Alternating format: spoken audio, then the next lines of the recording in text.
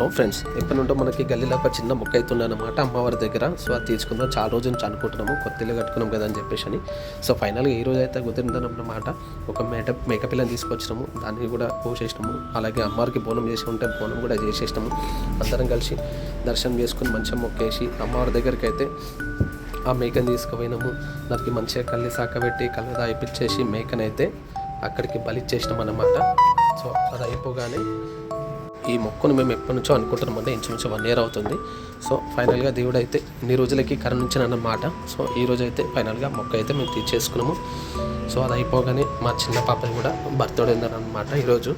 So 2 కలిపి మాకు time save అవుతుందని చెప్పేసి 2 ఒకటేసారి పెట్టేసుకున్నాము. అలాగే మనకు తెలిసిన చుట్టాలు కూడా కొంతమందికి చెప్పినాము. మా అక్క వాళ్ళు వచ్చారు, కొంతమంది చుట్టాలు వచ్చారు, మా అత్తగారు వాళ్ళు వచ్చారు.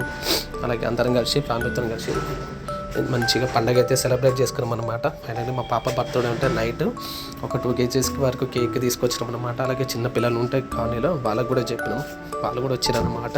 అందరం కలిసి హ్యాపీగా బర్త్డేని అలాగే చిన్న ఈ మొక్కుబడిని అయితే మంచి నీట్గా సెలబ్రేట్ చేసుకున్నాం అన్నమాట అందరం కలిసి.